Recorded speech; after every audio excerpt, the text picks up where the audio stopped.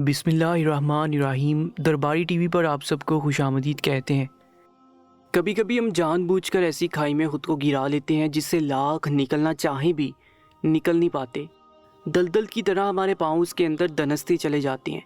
میری زندگی کے ایک غلط فیصلے نے میرا چین سکون غارت کر دیا تھا۔ میں یعنی ہانیہ فاروقی، میں نے اپنی زندگی میں کچھ فیصلے ایسے کیے جن کا پچھتاوا مجھے ساری زندگی رہے گا۔ اس کی وجہ سے میرے بچوں کی زندگی تباہ ہوتی رہ گئی، لیکن خدا کا لاکھ لاکھ شکر ہے کہ اس نے مجھے کچھ ایسی آزمائش میں نہیں ڈالا۔ میں جب 24 سال کی تھی تب میرے والد محترم فوت ہو گئے۔ حال ہی میں میری ایک اسکول میں سرکاری نوکری لگی تھی۔ میری ماں بھی ایک سرکاری ٹیچر تھی، ان کی جگہ پر میری لگ گئی۔ میرے بابا کی اپنی ایک اکیڈمی تھی۔ رشتہ دار جتنے بھی تھے وہ غیر ملک جا کر بس چکے تھے، صرف میرے والد تھے جو بھی تک پاکستان میں رہ رہے تھے۔ والد کی وفات کے بعد میری والدہ بہت پریشان رہنے لگی کہ نہ جانے میرے مرنے کے بعد میری بیٹی کا کیا ہوگا، اس کا خیال کون رکھے گا۔ اس لیے وہ میری جلد از جلد شادی کر دینا چاہتی تھی۔ ایک رات وہ ایسا سوئیں کہ دوبارہ اٹھ ہی نہیں سکیں اور اپنے خالق حقیقی کو جا ملی۔ محلے میں سب جاننے والے رہتے تھے، اس لیے مجھے کبھی بھی اکیلے رہتے ہوئے کوئی مسئلہ نہیں ہوا۔ میرے رشتہ دار جو غیر ملک رہا کرتے تھے وہ کبھی کبھی فون کر کے میرا حال چال پوچھ لیا کرتے تھے۔ ان سب کو بھی میری فکر رہا کرتی تھی، خاص طور پر میری پھوپھی جان کو۔ میں نے ایک ضرورت مند غریب بوڑھی عورت کو اپنے ساتھ رکھا ہوا تھا جو ہر وقت میرے ساتھ ہی رہتی تھی۔ اس کے رہنے سے مجھے حوصلہ ملتا تھا اور ڈر نہیں لگتا تھا۔ ایسے ہی سال گزرتے گئے اور پتہ ہی نہیں چلا کہ میں 32 سال کی ہو گئی۔ میں نے ساتھ ساتھ پڑھائی بھی جاری رکھی ہوئی تھی۔ شام کے وقت میں ایک پرائیویٹ یونیورسٹی میں پڑھایا کرتی تھی، جبکہ صبح کے وقت میں اسکول جایا کرتی تھی۔ مجھے پیسے کی کمی نہیں تھی، بس پڑھنا، علم بانٹنا میرا شوق تھا، میرا جنون تھا۔ میں یہ کام شوقیہ کرتی تھی اور خود کو مصروف بھی رکھتی تھی۔ ویسے بھی گھر میں کوئی نہیں ہوتا تھا، تنہائی سے مجھے خوف آتا تھا۔ یوں ہی زندگی گزر رہی تھی کہ میری زندگی میں عمر ہوا کا جھونکا بن کے آیا۔ وہ یونیورسٹی میں میرا اسٹوڈنٹ تھا اور مجھ سے 6 سال چھوٹا تھا، لیکن وہ اس فرق کو نہیں مانتا تھا اور اکثر میرے ساتھ بہت دوستانہ رویہ اپناتا تھا۔ میں اسے نظر انداز کر دیتی تھی۔ وہ نہایت ہی ذہین شخص تھا، اس کی آنکھیں ذہانت سے چمکتی رہتی تھی۔ وہ میری پوری کلاس میں واحد خوبرو نوجوان تھا جس کو ساری لڑکیاں پسند کرتی تھی۔ اس کی شخصیت ایسی تھی کہ کوئی متاثر ہوئے بنا نہیں رہ سکتا تھا۔ اس میں ذہانت اور خوبصورتی دونوں موجود تھی، اس لیے وہ کسی بھی لڑکی کا آئیڈیل ہو سکتا تھا۔ مگر اس میں ایک مسئلہ تھا اور وہ تھا غربت کا مسئلہ۔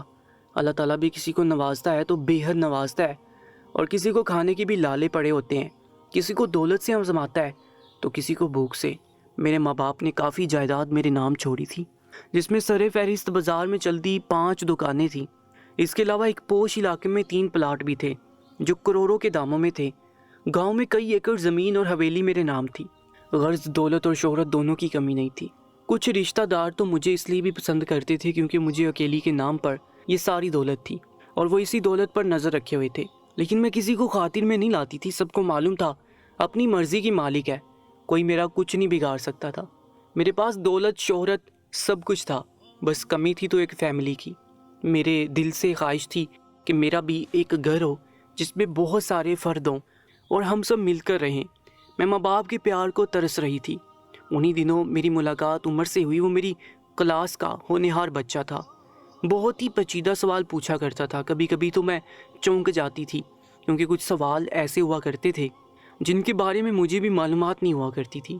کئی بار میری ساتھی ٹیچرز نے مجھے سمجھایا کہ اب گھر بسا لو، اب تمہاری عمر نکلے جا رہی ہے۔ اس عمر میں لوگوں کے لیے یا تو بوڑھے یا پھر رنڈوں کے رشتے آتے ہیں۔ تم ابھی نوجوان ہو، خوبصورت ہو، تمہارے نام بہت ساری جائیداد بھی ہے، تمہیں تو آسانی سے من پسند رشتہ مل سکتا ہے، تم چاہو تو ہم تمہارا رشتہ ڈھونڈیں۔ تو میں نے انہیں سہولت سے انکار کر دیا کہ میں اپنی زندگی میں کسی بھی ایسے شخص کو شامل نہیں کر سکتی جس کے بارے میں کچھ بھی نہیں جانتی۔ وہ مجھے سمجھایا کرتی تھی کہ ہماری شادی بھی ایسے لوگوں سے ہوئی تھی جنہیں ہم نہیں جانتی تھی، لیکن آج ہم ایک کامیاب زندگی گزار رہے ہیں اور وقت کے ساتھ ساتھ 2 لوگوں میں انڈرسٹینڈنگ ہو ہی جاتی ہے۔ جب شادی ہو جاتی ہے تو لوگ ایک دوسرے کی عادات اپنا لیتے ہیں، لیکن میں ان کی ایک بھی نہیں سنتی تھی اور انہیں کہتی تھی کہ اگر میں نے کبھی شادی کی بھی تو میں پہلے اس شخص کے بارے میں ہر ایک معلومات حاصل کروں گی، پھر اسے اپنی زندگی میں شامل کروں گی، ورنہ میں ساری زندگی ایسے ہی گزار دوں گی۔ تو مجھ پر ہنستی تھی کہ ایک عورت کبھی بھی اکیلی زندگی نہیں گزار سکتی۔ معاشرے کے لوگ اس کا جینا حرام کر دیتے ہیں کیونکہ مردوں کی اس دنیا میں عورت کی حفاظت مرد کے علاوہ کوئی بھی نہیں کر سکتا۔ عورت چاہے خود کو جتنا بھی مضبوط بنا لے، اسے ہمیشہ ایک سہارے کی ضرورت رہتی ہے۔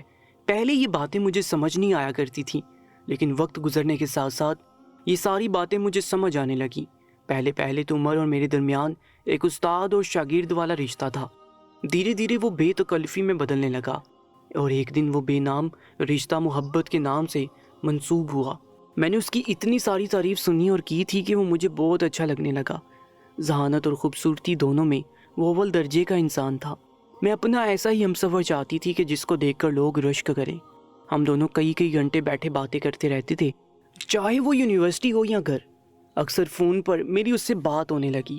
وہ اور میں کئی بار باہر ملنے گئی۔ اکثر ہم لوگ ہوٹلنگ کیا کرتے تھے، یہاں تک کہ ہم لوگ شمالی علاقہ جات گھومنے اکٹھے بھی گئے تھے۔ ہم لوگ جہاں جاتے اکٹھے جاتے۔ وہ ہر جگہ مجھے بتا کر جایا کرتا تھا۔ کہیں بھی جاتا تھا تو سب سے پہلے مجھ سے مشورہ کیا کرتا تھا۔ اکثر وہ میرے لیے بکے لاتا تھا۔ اسے پتا تھا مجھے سرخ گلاب بہت پسند ہے، اس لیے اس کی کوشش ہوتی تھی کہ یونیورسٹی آتے ہوئے جتنے بھی گلاب گراؤنڈ میں اسے دیکھیں وہ توڑتے ہوئے میری ٹیبل پر لا رکھتا تھا۔ وہ ہر وقت مجھے غور سے دیکھتا رہتا تھا۔ اگر اس کو کسی چیز کی کمی میرے اندر دکھائی دیتی تھی تو وہ چیز خود ہی لے آیا کرتا تھا۔ ایک بار وہ نیل پالش لے آیا۔ میں نے اسے کہا یہ کیا ہے؟ کہنے لگا آپ نے آج تک کبھی بھی نہیں لگائی، مجھے یہ بہت پسند ہے، آپ کل لگا کر آئیے گا ضرور۔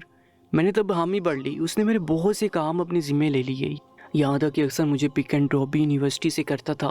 وہ میرے اتنے کام کرتا تھا، سب کی نظروں میں آنے لگا، سب کو اس کے بارے میں معلوم ہونے لگا کہ وہ کون ہے اور میں نے اسے کیا مقام دیا ہوا ہے۔ کئی بار تو وہ اچانک بیٹھے بٹھائے جائیداد کی بات کرنے لگتا اور مجھ سے پوچھتا کہ میرے پاس اتنی جائیداد ہے۔ میں اسے ہنس کر ٹال دیتی۔ میں نہیں چاہتی تھی کہ اسے میری جائیداد کے بارے میں پتہ چلے۔ میں چاہتی تھی وہ مجھ سے محبت کرے، میری جائیداد سے نہیں، کیونکہ جس کو پتہ چلتا میں امیر ہوں، اتنی جائیداد کی اکلوتی وارث ہوں، ان کی آنکھیں چمک جاتی۔ کچھ رشتہ داروں کو اس کے بارے میں معلوم ہوا تو انہوں نے مجھے سمجھانے کی کوشش کی کہ غریب کی اولاد ہے، اس کے ساتھ کیسے گزارا کرو گی؟ ایک تو غریب ہے، دوسری عمر میں بھی تم سے بہت چھوٹا ہے۔ میں نے انہیں کہا یہ میری دولت کس کام کی ہے؟ اور دوسرا، دو لوگوں میں عمر کا فرق اہمیت نہیں رکھتا، بلکہ ایک کے درمیان سمجھ بوجھ اہم ہوتی ہے۔ جیسا کہ میں پہلے بھی کہہ رہی تھی کہ میں کسی بھی انسان کو مکمل طور پر جانے بغیر اپنی زندگی میں شامل نہیں کروں گی۔ تبھی میں نے فیصلہ کیا کہ میں اس کے گھر جا کر رہوں، کہ کیا میں اس کے ماحول، اس کے رواج اپنا سکتی ہوں یا نہیں، یا وہ کس قسم کا آدمی ہے، کیونکہ میرے پاس اس کے بارے میں زیادہ معلومات نہیں تھی، کیونکہ میں اس کے بارے میں وہی جانتی تھی جس کے بارے میں اس نے مجھے خود بتایا تھا۔ میں اس کے رہن سہن، اس کے رسم و رواج کو سمجھنا چاہتا تھا، اس لیے اس کے گھر جا کر رہنے لگی۔ بہت سے لوگوں کو یہ بات بہت ناگوار گزری، مگر کچھ لوگ تو چپ رہے، کیونکہ اس کی امی بھی ہمارے ساتھ رہا کرتی تھی۔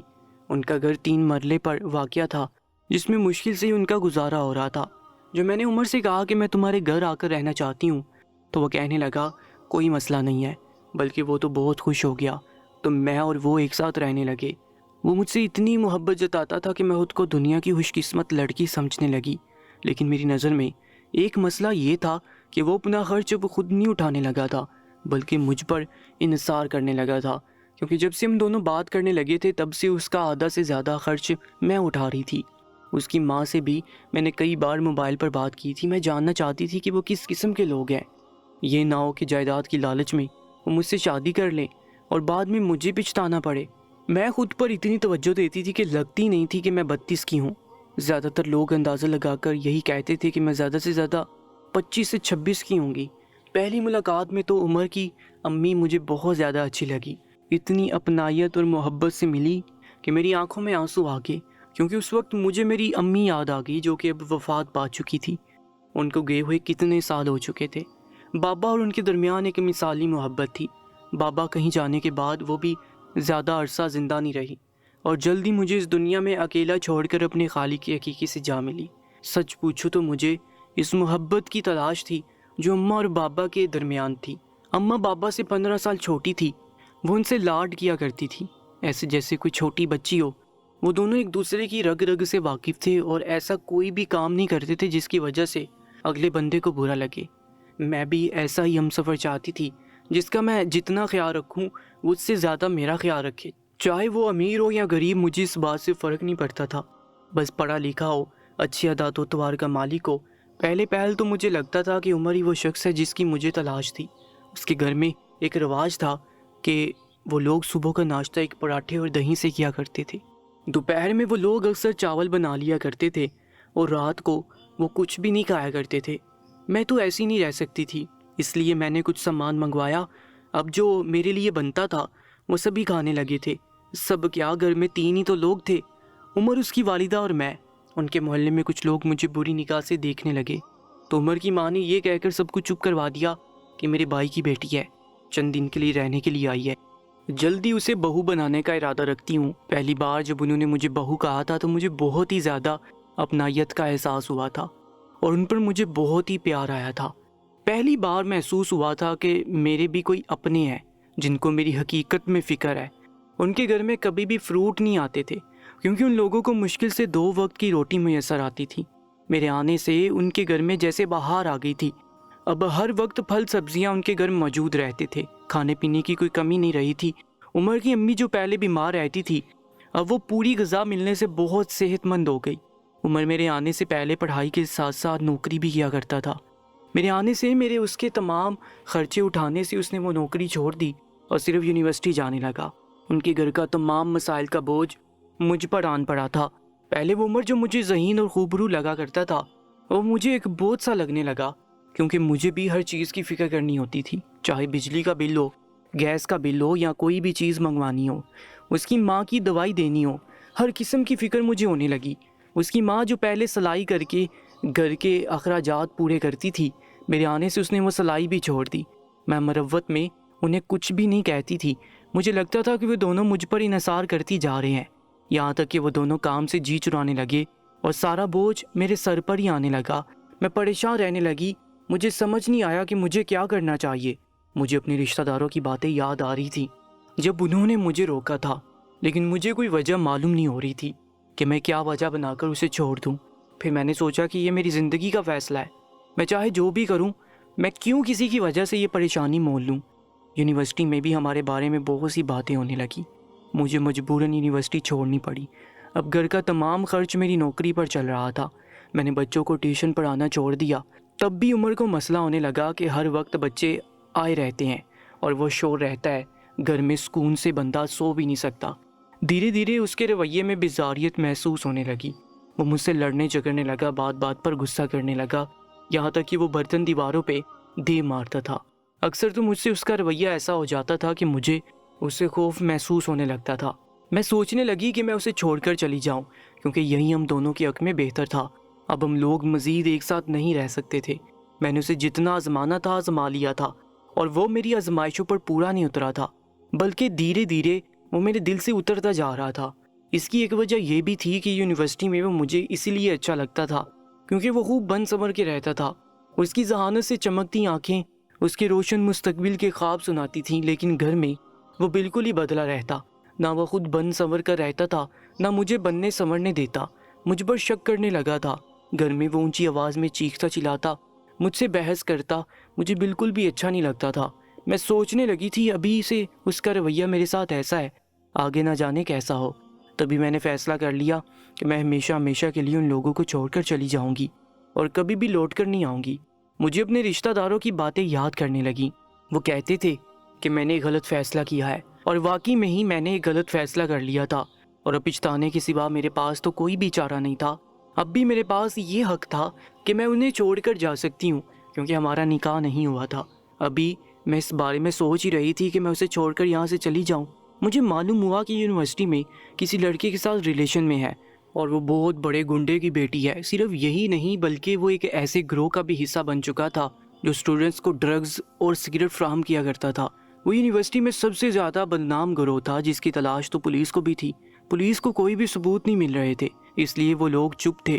جب مجھے وہ سارے ثبوت اور گواہ ملے جس سے مجھے معلوم ہوا کہ عمر کن گناہوں میں ملوث ہے، تو میں نے اسے سدھارنے کے بارے میں سوچا، لیکن اس نے اس بات کو بہت غلط انداز میں لیا اور مجھ سے بدلہ لینے کی منصوبے بنانے لگا۔ میں اسے سمجھاتی رہ گئی، یہاں تک کہ اس کی ماں بھی اسے سمجھاتی رہی، لیکن وہ تو سمجھنا ہی نہیں چاہتا تھا۔ تو مجھے معلوم ہوا کہ وہ کیسا شخص تھا۔ شکر ہے میں نے اسے نکاح نہیں کیا، ورنہ آج میری زندگی تباہ ہو کر رہ جاتی، اور میں کسی کو بھی منہ دکھانے کے قابل نہیں رہتی، کیونکہ پہلے تو یہ نکما ناکارہ تھا، اب تو مجرم بن چکا تھا، معصوم لوگوں کے اندر زہر اتار رہا تھا۔ میرے رشتہ دار کیا سوچتے کہ میں نے کس قسم کے انسان کو اپنی زندگی میں شامل کیا ہے۔ خدا نے میری زندگی کو سلامت رکھا اور مجھے اس انسان کی درندگی سے بچا لیا۔ ایک بار تو حد ہی ہو گئی، اس کی کسی گنڈے سے بحث ہو گئی، کیونکہ اس نے گنڈے سے 45,000 لیے تھے جو اس نے جلدی لٹانے تھے۔ جب اس نے وہ پیسے واپس نہیں کیے تو وہ گنڈا پیسے لینے گھر آ گیا۔ تب اس کی ماں اور میں موجود تھے۔ اس نے ہمارے ساتھ بہت بدتمیزی کی، گھر کا سامان توڑا پھوڑا اور مجھ سے 45,000 لے کے چلا گیا۔ اس کے 4 گھنٹے بعد ایک اور آدمی آیا، کہنے لگا مجھے عمر نے بیچا ہے، ابھی اسی وقت 10 لاکھ چاہیے، اگر تم نے 10 لاکھ نہیں دیا تو آج اس کی موت تو پکا ہے۔ میں گھبرا گئی، اس کی ماں تو باقاعدہ رونے لگی۔ ہمیں سمجھ نہیں آیا کہ ہمیں کیا کرنا چاہیے، اس لیے میں نے عمر کو کال ملا دی۔ جب عمر گھر آیا تو ہم نے اسے اس کے بارے میں بتایا تو وہ الٹا مجھے ڈانٹنے لگا کہ تم نے مجھے پہلے کیوں نہیں بتایا، اب وہ آپ سے ڈائریکٹ تم پر آ گیا تھا۔ تو مجھے اس سے خوف محسوس ہونے لگا۔ وہ ایک روایتی مرد تھا جو اپنی عورتوں پر ہاتھ اٹھانا فرض سمجھتے ہیں۔ اس نے مجھ پر ہاتھ اٹھایا تو میں نے بھی اس پر ہاتھ اٹھایا۔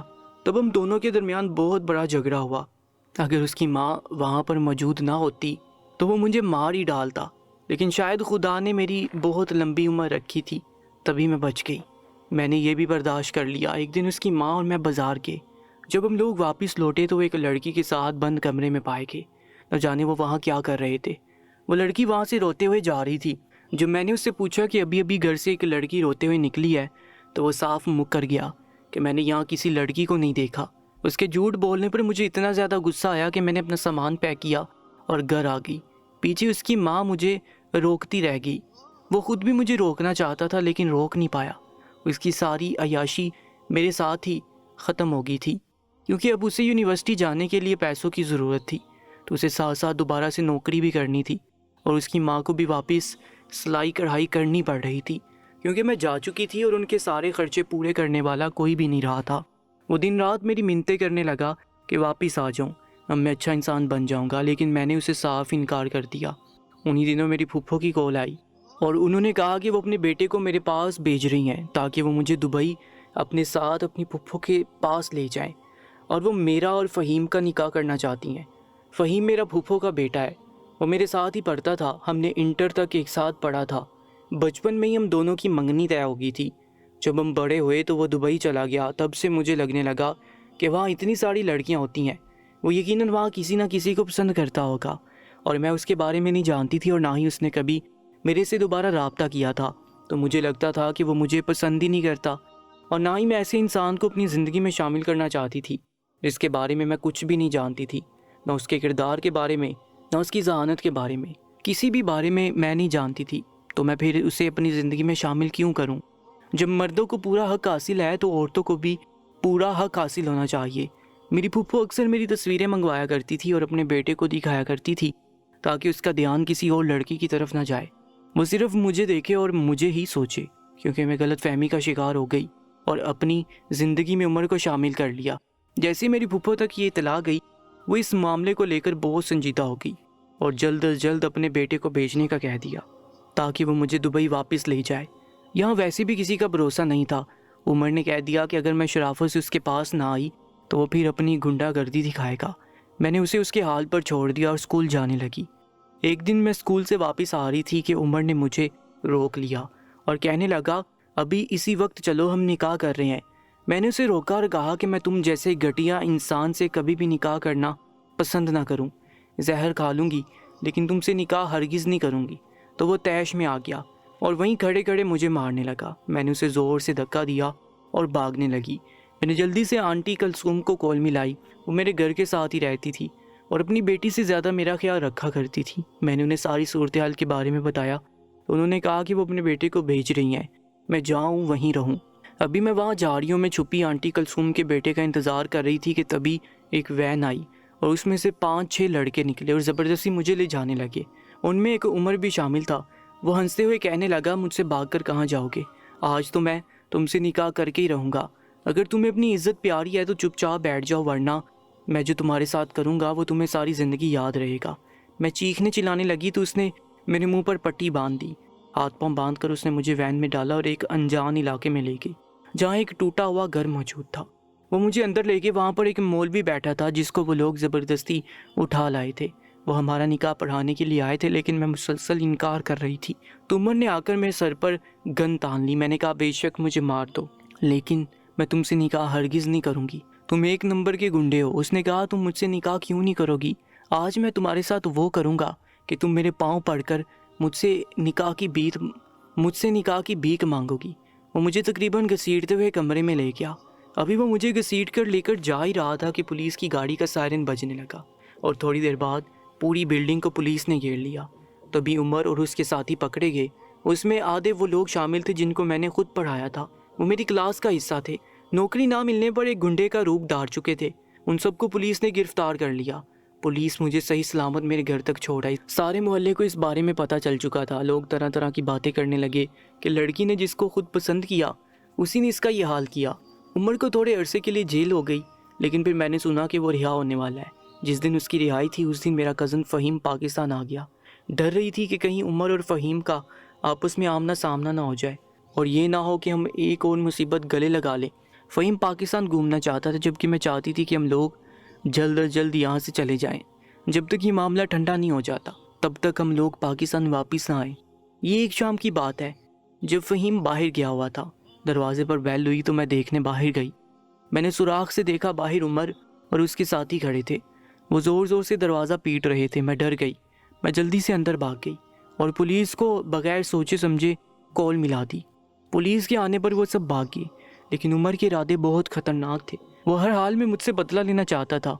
میں اس کی ضد بن چکی تھی اور انا اس کا سب سے بڑا مسئلہ تھا۔ اسے وہ تھپڑ نہیں بولتا تھا جو میں نے اسے مارا تھا اور وہ عیش و عشرت نہیں بولتے تھے جو میری موجودگی میں اس کے اور اس کے گھر والوں کے تھے۔ عمر کی نظر میرے پیسے پر تھی۔ اس نے ایک روز مجھ سے کہا تھا کہ تم کیوں اس غریب خانے رہ کر ذلیل ہو رہی ہو؟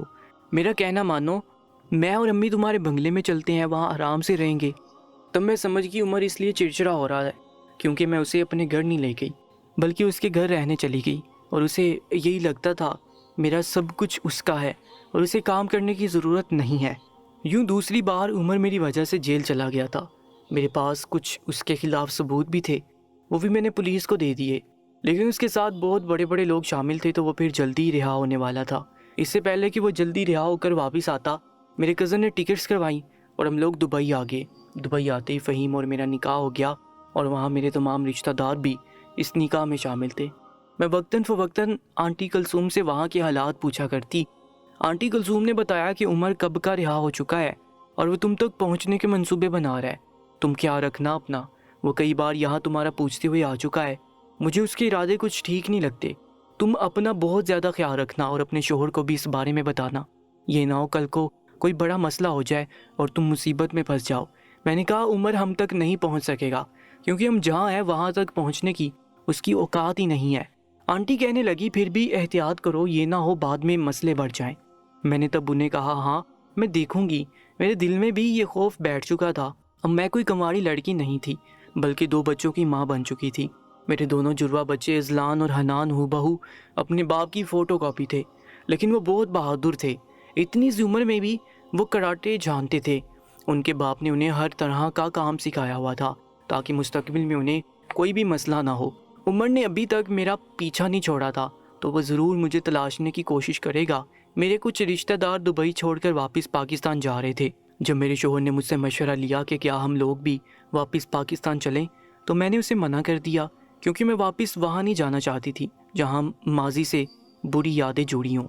لیکن میرا شوہر اس بات پر بضد تھا کہ اس بار چھٹیاں ہم لوگ پاکستان میں گزاریں گے کیونکہ وہ پاکستان کے شمالی علاقہ جات میں جانا چاہتے تھے اور ان کی بہت عرصے سے یہ خواہش تھی تو میں انہیں منع نہیں کر پائی۔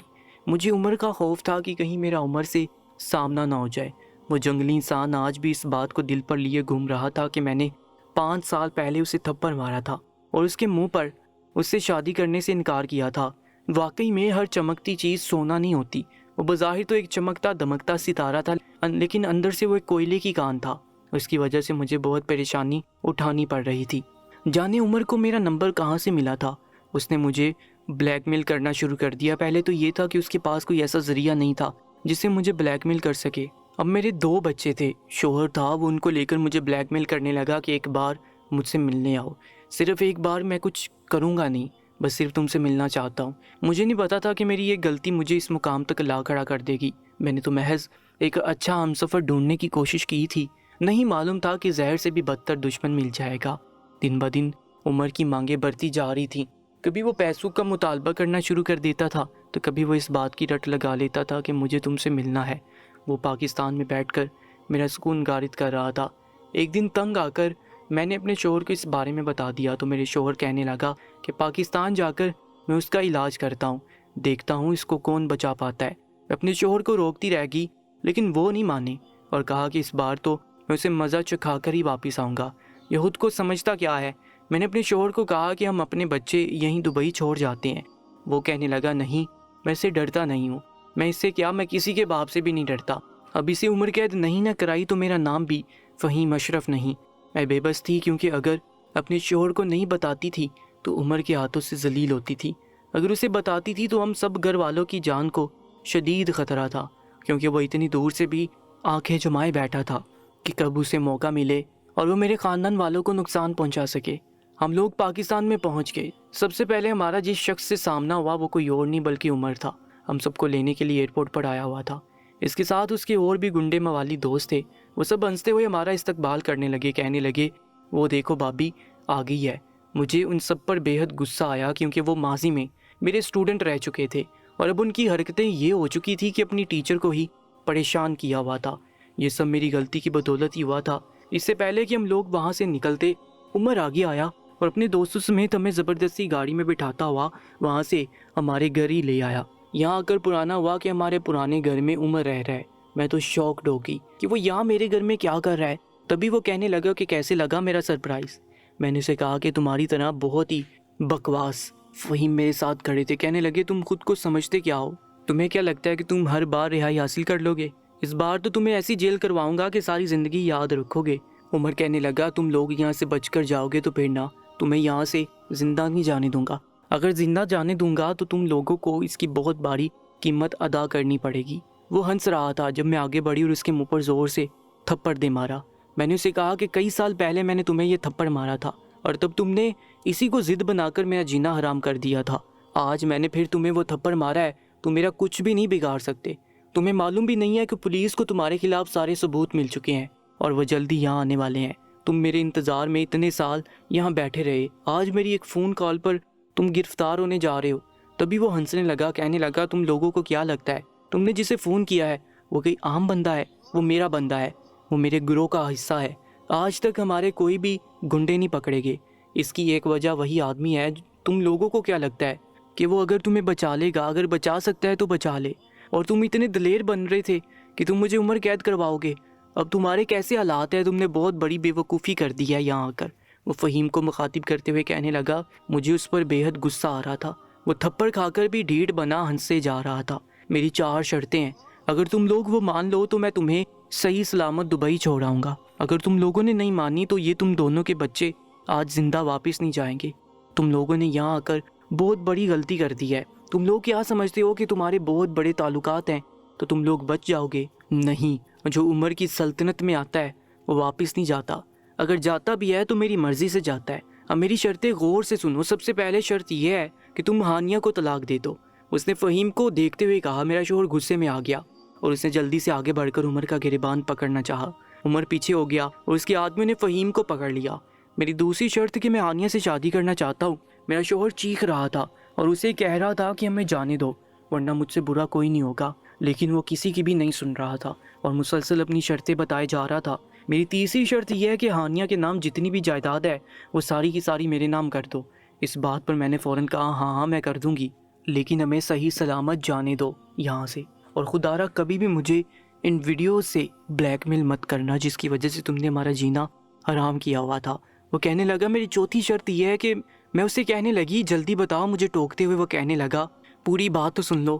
میں نے کہا ہاں بتاؤ۔ میرے شوہر اور میرے بچوں کی زندگی داؤ پر لگی ہوئی تھی، اس کے لیے میں کچھ بھی کر سکتی تھی، جو ہے اس کے لیے مجھے اپنی جان بھی قربان کیوں نہ کرنی پڑے میں کر دوں گی، کیونکہ آج وہ سب میری وجہ سے اس مشکل میں پھنسے ہیں اور میں ہی تھی جو اس مشکل سے نکال سکتی تھی، کیونکہ عمر کے سارے مسئلے مجھ سے ہی شروع ہوتے تھے اور مجھ پر ہی ختم ہوتے تھے۔